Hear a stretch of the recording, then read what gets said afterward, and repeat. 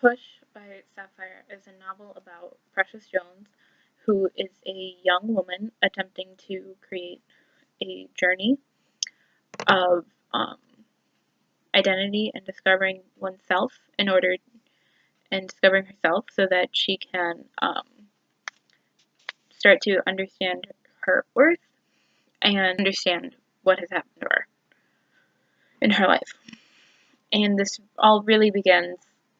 after her second pregnancy. Sapphire blurs the genre of novel and memoir, since this has both elements of stream of consciousness, such as when Precious is talking and monologuing, which is most of the book, but it also reads like a memoir because of her journaling and how she is observing and commenting, which it reads like a memoir because she is telling the events as they are happening to her. And since it reads like a novel, this is important since it allows the reader to be brought into the piece and helps the reader and helps to bridge the distance between the reader and the characters within the novel. And also, it helps the reader create more of an understanding of Precious, her actions, and also her reactions. And so this genre blending helps to solidify the themes as well,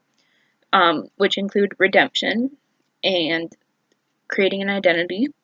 for yourself, as well as being able to see yourself for your own worth. And this really comes into play with a quote from page 95, which says, "At least when I look at the girls, I see them. And when they look, they see me, not what I looks like." Which, this sentence is very striking. And context-wise, the class was discussing their life experiences, and she's about to tell them that she is HIV positive. This vulnerability that's felt in this sentence shows her growth and her ability to develop relationships with other people, especially people her own age, which, as we've seen throughout the novel, is very hard for her. And so she starts to see these girls for who they are, which is these resilient young women who have gone through traumatic events and have come out on the other side. Structurally, there is a near-perfect grammar, which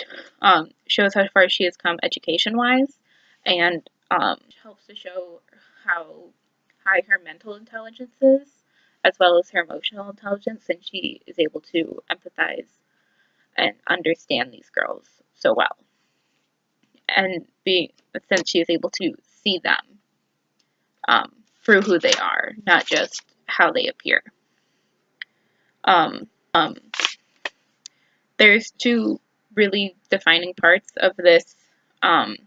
sentence which add a subtle layer to the piece, and that's the fact that them is italicized, while the word me is capitalized, which adds this necessary emphasis and pushes the reader to understand more what is going on, such as the bridging of gaps and her ability to push through the outward appearance to understand more and know that she didn't cause the events that happened to her, but it's rather what others have inflicted on her. She understands this also through talking to the other girls about their life until this point. And this realization connects to the theme of redemption and identity, since she's starting to create her own identity and value herself,